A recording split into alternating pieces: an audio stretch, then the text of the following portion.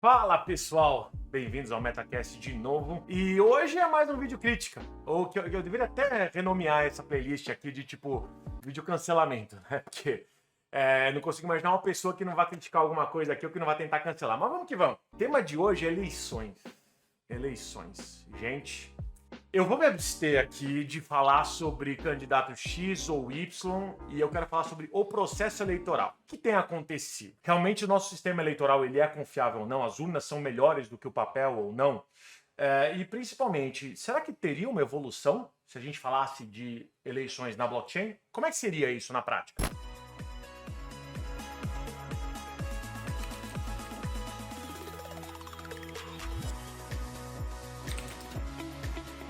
Vamos conversar um pouquinho sobre algumas críticas que aconteceram durante essas eleições, né? Depois de muito tempo, a gente viu eleições que tiveram uma demora muito grande para votar, né? Então, eu nem vou entrar no detalhe os resultados das votações de alguns estados chegaram antes do que outros por causa de problemas logísticos. Eu acho que esse é um tema para ser abordado um pouquinho mais para frente e tentar abordar sem viés, tá? Mas a questão é que o ministro Alexandre de Moraes, né, ele está sendo bastante criticado como presidente do STE, né, Supremo Tribunal Eleitoral, que é uma entidade, uma instituição que literalmente só existe para regulamentar e operacionalizar as eleições. Só existem para isso. Vocês sabem que eu sou liberal, vocês sabem que eu sou contra a cabide de emprego. Vocês conseguem imaginar quantas pessoas e quanto é gasto por ano, mesmo em ano não eleitoral, com o sistema eleitoral para que as eleições existam da maneira como elas são? Uma fortuna. E assim, o número neste momento não importa. A questão é, independentemente de quanto sai do bolso de cada um de nós, né? Porque o governo não produz dinheiro. Todo o dinheiro que o governo tem, que ele usa para bancar os seus funcionários, né? Os seus tribunais, vem da gente, né? Vocês já pararam para pensar quanto dinheiro nosso é gasto para que as eleições existam da maneira como elas são? Dado toda a ineficiência que a gente tem no Brasil hoje? É cabível para você que você pague uma fortuna todo santo ano nessa área e mesmo assim muitas pessoas falaram que foram votar 1 da tarde e acabaram votando 8, 9 horas da noite porque estavam numa fila, muito depois do horário do fechamento, pegando senha? Faz sentido isso? Eu não vou usar esse vídeo aqui para falar de ineficiência do Estado, eu acho que esse é um vídeo separado.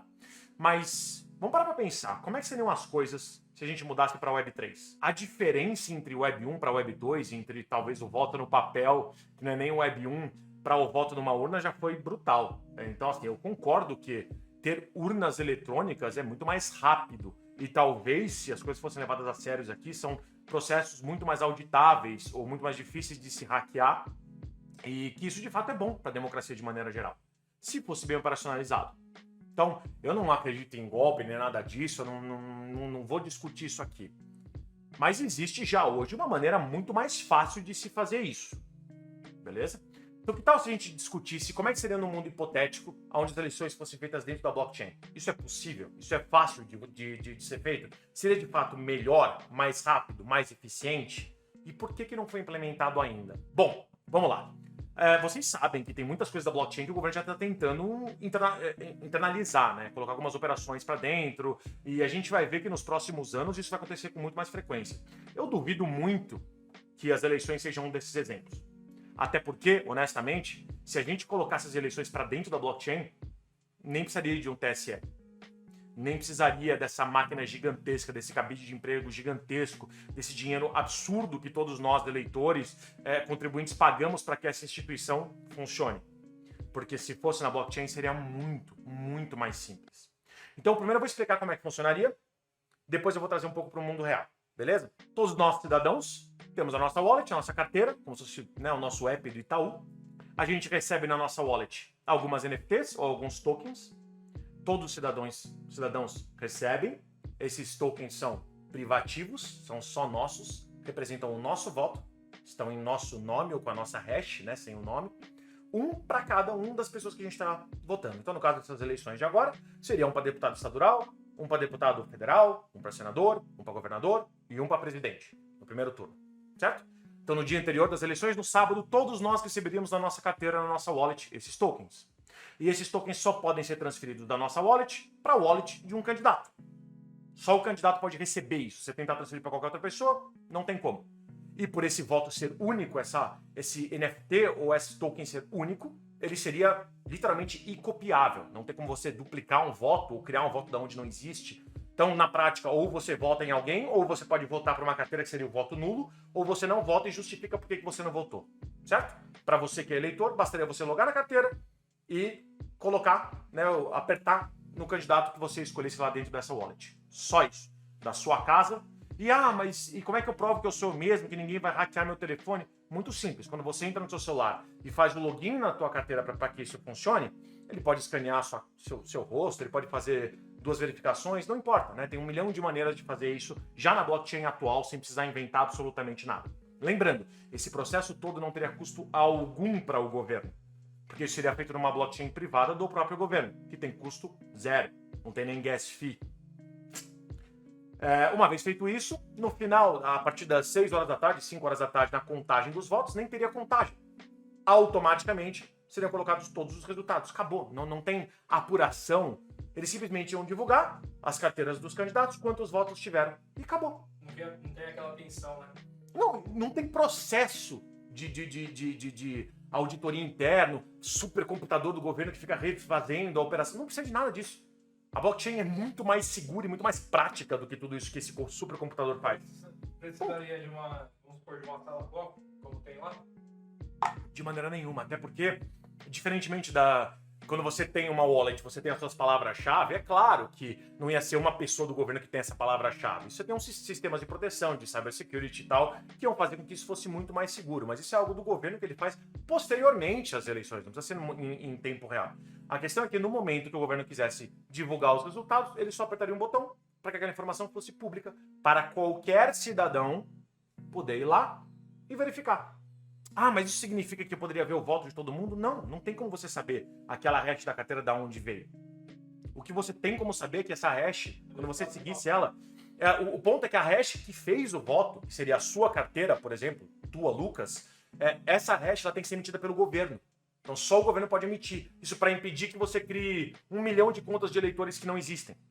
Só o governo pode criar essas hashes em seu nome, com esse teu cadastro único, para provar que só os cidadãos existentes estão de fato votando. Simples assim. Na hora de divulgar, aperta um botão, divulga. Acabou. Só isso. Mas e o segundo turno? Mesma coisa. No sábado anterior, todo mundo recebe lá. Você tem que votar no segundo turno para a presidência e para o governo. Vai receber 2 tokenzinhos lá. Um token chamado Gov 2022/2 e um chamado Presidente 2022/2. Você recebe isso, você vai mandar para a carteira com um clique só, né? Tipo, seleciona o seu candidato, mandar, a custo zero, você manda para a carteira do seu presidente, na hora das 6 horas da tarde daquele dia, vai mostrar quantos tokens aquele candidato recebeu versus o outro. Acabou. Vamos supor, tipo, tem bastante gente que é eleitor que não sabe mexer no celular, essas coisas. Como é que eles iriam votar? Essa é a parte prática da coisa, a segunda parte dessa conversa, que é... Bom, a gente aqui no Brasil, não sei se vocês sabem, a quantidade média de número de celulares por habitante é uma das maiores do mundo. Tá? Apesar de a gente ter um nível de analfabetismo muito alto e um acesso ao mundo digital, à internet, que não é nem tão grande assim, o que é bizarro de se pensar. Ninguém tá falando que da noite pro dia a gente ia mudar a maneira de votar e todo mundo ia aprender. Gente, tem gente que não sabe nem ligar um celular, tem gente que não consegue nem ler e escrever. Essa pessoa teria muito mais dificuldade de se adaptar a esse processo de eleição. Então, a ideia não é mudar do dia para a noite. Até a adaptação à biometria está sendo demorada, está levando várias eleições. O que eu quero dizer é, isso tinha que virar uma opção. E por que ser uma opção ajuda? Vou fazer um exercício aqui. Eu não sei quantas pessoas votam no ponto onde você vota, na seção onde você vota. Mas vamos supor que 0,1% da população votante, de 120 milhões de pessoas que a gente tem que votam aqui rotineiramente para presidente e tal, 1% delas votasse por esse aplicativo. 0,1%, 1%, não importa. Vou fazer um exercício.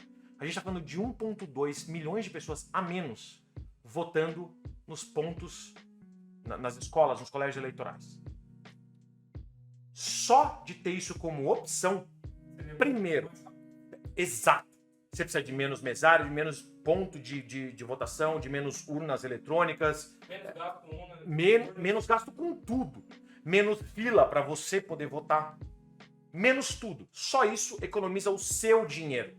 A nossa carga tributária é para pagar tudo, inclusive essas porcarias que não funcionam. Então já começa daí. Essa já seria a primeira grande vantagem. Aí com o tempo foi para 2, 3%, no futuro vai ser toda a população, não importa quanto tempo demore. Isso tinha que ser uma opção. Porque é uma opção muito barata e muito fácil para o governo. E para você, que é eleitor, mesmo que você não entenda muito, se você consegue fazer uma operação, se você já aprendeu a fazer uma operação dentro do app do Itaú, do seu banco, seja ele qual for, para fazer um Pix, por exemplo, seria tão fácil quanto. E de novo, eu não estou falando que todo mundo tem acesso a essa informação, o que é fácil isso. Não é fácil, mas é uma opção. E a opção, de fato, economiza para todo mundo. Entre tantas coisas, tempo. Segundo ponto, gente.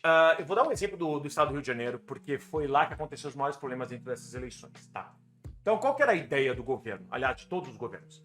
Como a galera não foi cadastrar sua biometria para poder fazer a eleição via digital, o pessoal teve uma ideia. Por que a galera não vai nos postos, vota, e aí no momento antes da votação, ela coloca lá o dedo dela para poder validar a identidade ou cadastrar, e aí vota. Sendo assim, as pessoas cadastrariam lá naquele momento, se fosse o caso. E eu até tive uma surpresa boa, porque eu fui votar aqui, eu não tinha feito o meu cadastro. Eu tinha o meu e-título, mas eu não tinha feito o cadastro da minha biometria. E quando eu fui lá, eles pediram a minha biometria e eu falei, pô, eu não tenho. Ele falou, não tem importância. Escaneei. Falou, não, aqui tá tudo certinho. Eu falei, ué, mas como você não fez o cadastro? Falei, não, a gente puxou do Detran. Eu falei, pô, legal. Então, quer dizer, um dos poucos momentos raros, onde entes do governo estão se comunicando e cruzando dados. Isso é bom. Claro que não chega perto da eficiência que seria se tivesse um documento cadastro único na blockchain, mas, pô, já é alguma coisa. Ok. Só que o governo do Rio de Janeiro, especificamente, teve a ideia de fazer com que o voto, a comprovação do voto, fosse prova de vida do cidadão do estado do Rio. O que isso significa? Muitos idosos que precisam pegar aposentadoria, entre tantos outros benefícios, a gente sabe que a burocracia é tão ruim aqui, é tão custosa pra gente, que muitas vezes as pessoas têm que provar que estão vivas para receber algum tipo de benefício. Mensalmente. Todo ano, eu lembro dos meus avós, eles tinham que provar que eles estavam vivos. Os meus também. Pra poder receber. Cara, eu não vou nem entrar no ponto do quão estúpido é isso.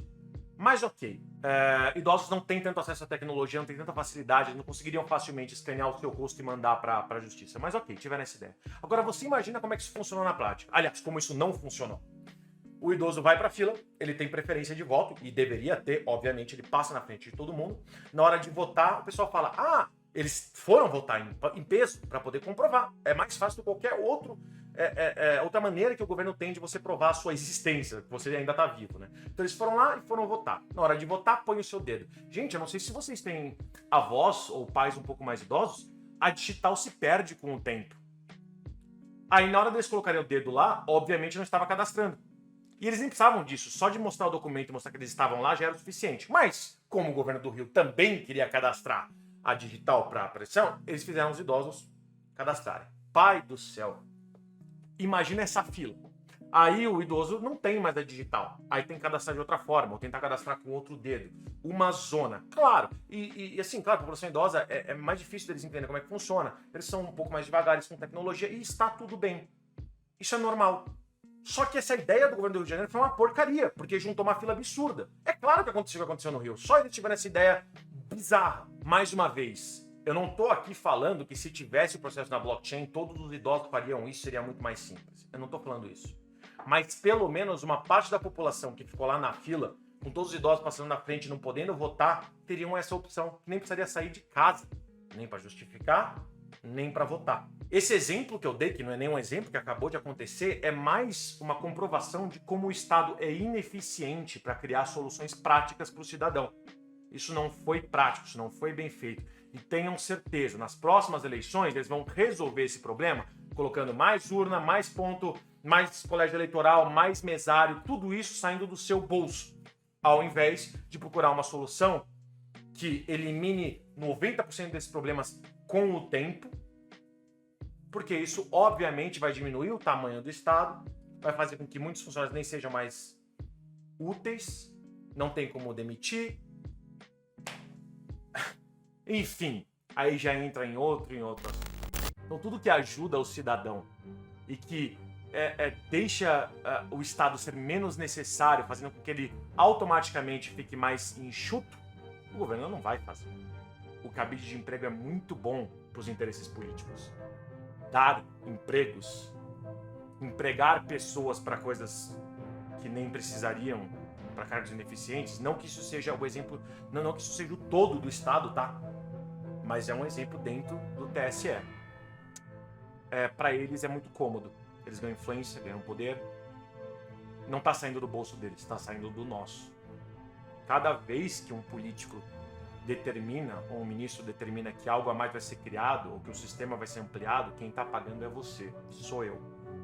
Então, por que não a blockchain? Uma opção. Por que não?